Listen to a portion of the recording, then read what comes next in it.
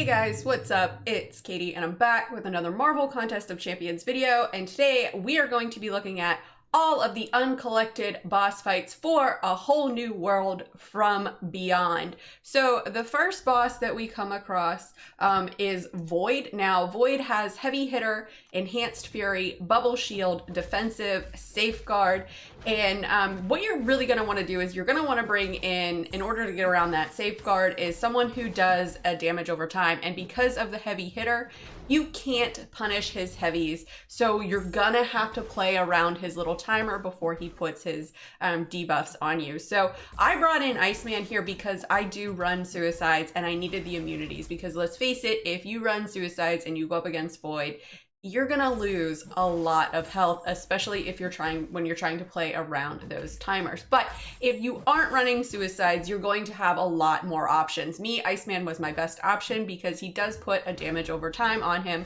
with that cold snap. So, and also, I don't really have to pay attention to the power as long as I don't get hit because all of my ice armor up, and I can eat a special 3. So it's much easier for me for Iceman to play with. He's a great champ for this. Now, the problem with this that I had though is, and it's happened to me and I've seen it happen before, is I have a hard time moving after a special 3 is launched. So I don't know if that's a bug. I've heard of other people having it. So if you've had this issue, let me know in the comments below and we can talk about it. So, but Iceman, you know, with that damage over time with the cold snap, it's great. Blade is another good option for this, as long as you bring in, he gets the danger sense. So if you bring in Blade, he's another good option. Plus you can parry bleed him down, just play around Void's timer. That's the main thing that you have to pay attention to. Now, another good way to get around Safeguard is Red Hulk. Red Hulk, when he builds up his heat charges, can bypass Safeguard. So he's another really good option for this. Now, of course, look how much health I'm losing because I am running suicides. So that's another thing to keep in mind. Like I said before, if you're not running suicides, you have a lot more options.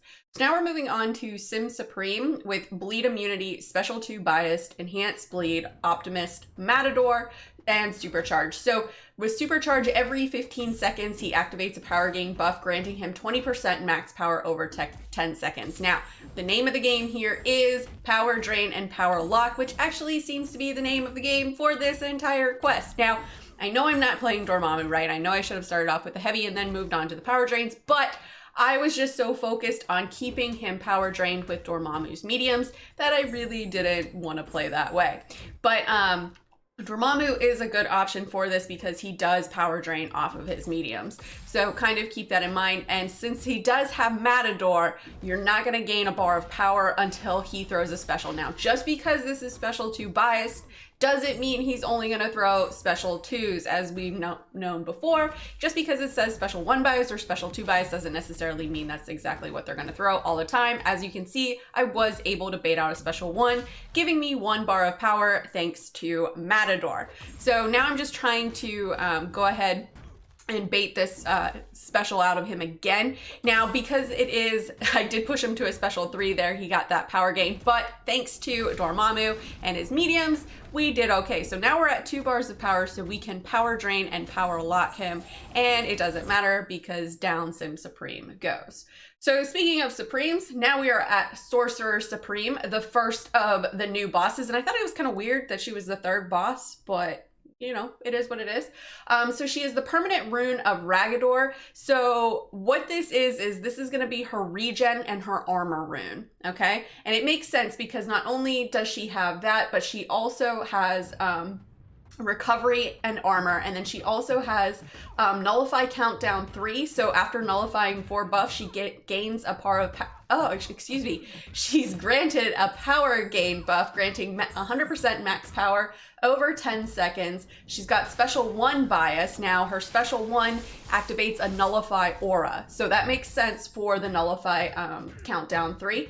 And then she also has improved power gain. So power draining her is the way to go here. Her Special 1, it doesn't do a lot of damage, but she is constantly gaining power. And also, if you hit into her block, she's gonna regen. Her Special 2 is a lot easier to evade but keep in mind the timing of it is pretty tight, so be mindful of that. Now, Scarlet Witch, she's a great option for this. I'm hoping to get some power steal off of here and to nullify those buffs right out the gate. But Scarlet Witch, she's been putting in some work here. And you definitely want to be able to keep her power drained and power locked, as you'll see in a minute, how fast she is going to gain power. So look at how quick she's going to chain throw these special ones when I decided to bring in Red Hulk here. It's almost reminds me of that Act 6 Iron Man Infinity War, where it's just like special one after special one after special one after special one. Like there's hardly any openings. So this is what it reminds me of. So you definitely want a power drain, power lock, power burn, some of those champs, and a nullifying champ. Now that is a lot of the mystics and some of the techs as well.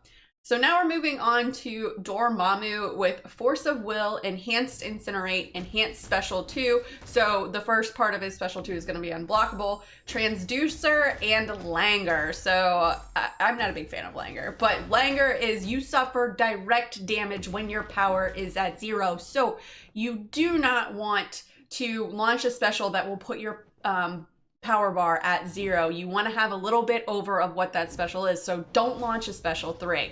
I decided to bring in Gladiator Hulk for this because not only does he have the class advantage, number 1, but I didn't have to worry too much about getting the degen from the decks, because let's face it, Gladiator Hulk is really good at facing Dormammu with that face me mechanic that he has. So, and just I'm trying to bait out these special ones. I really don't want to take a lot of block damage from Dormammu's special 2. I'm not the greatest at dodging it. The first part I am, which is really all you need to block for here.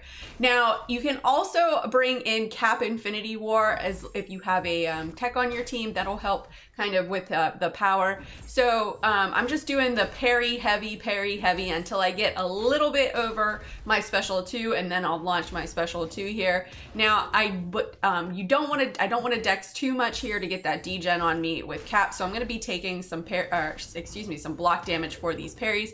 But Cap Infinity War has great block proficiency and that glancing, and look at that special 2. This is just a 4-star, so if you have a 4-star Awaken Cap Infinity War, go ahead and bring him in here. He is a solid option for this Dormammu.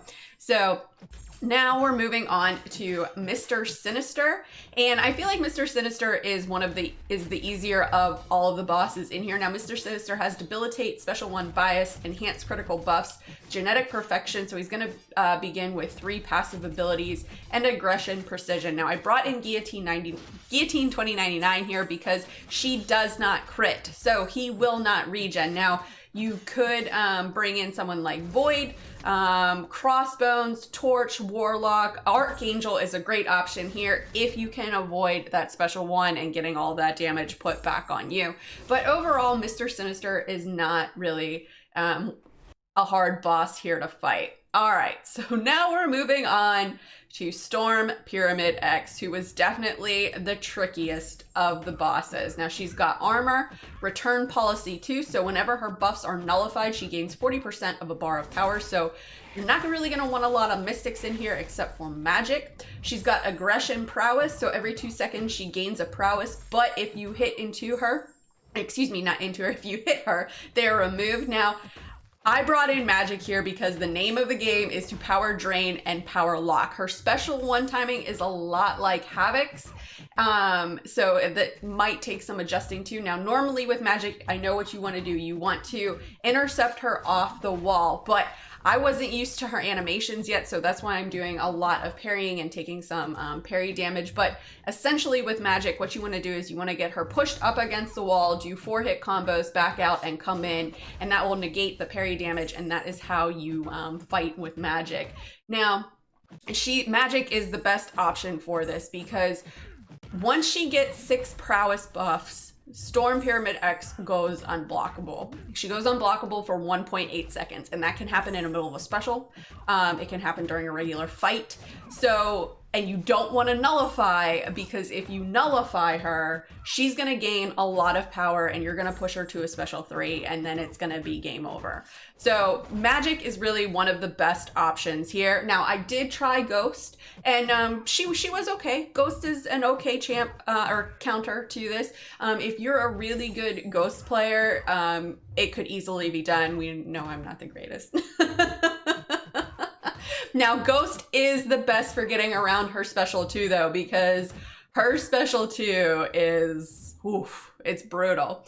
Now, Quake and bake all day. That's all I gotta say. Quake and bake all day. If you can quake, easy life. Now, the thing you want to remember too with Storm Pyramid X is you don't want to knock her down. But with Quake, you really don't have to worry too much about it. So if you can Quake and bake, man, no worries. You don't have to worry about her going unblockable. You don't have to worry about any of that. So Quake and bake all day.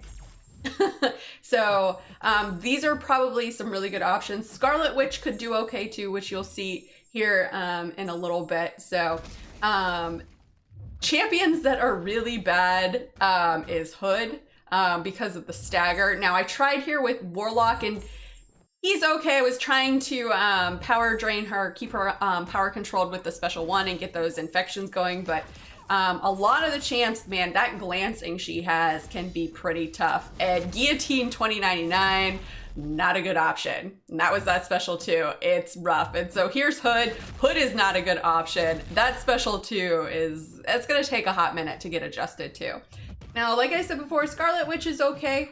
She's not terrible. If I probably hadn't pushed Storm to her special 2, it would have gone a lot better here. I have seen some other champions take her down. I saw Katy used Spider-Gwen, just throw those special 1s. I saw Seaton use Green Goblin and Doc Ock. Doc Ock's another really good option. You definitely don't want to nullify this boss. I tried Doom. Doom was bad. Doom was bad. Insta special 3. And here it is here with Warlock. But overall, I did enjoy this month's Uncollected bosses. Storm was definitely the tougher one of the 2 new bosses. But anyways, guys, that's all that I got. Let me know in the comments below, who did you use for these bosses? What do you think of Sorcerer Supreme and Storm Pyramid X? Who are the best counters for them? How did you dodge Storm Special 2, if you did? Did you go the power control method? Let me know in the comments below and let's discuss. As always, guys, thanks so much for watching. If you guys liked what you saw and you want to see more, please remember to like and subscribe. Follow me on Instagram and Twitter and hit me up in the Discord chat. Thanks, guys. Bye.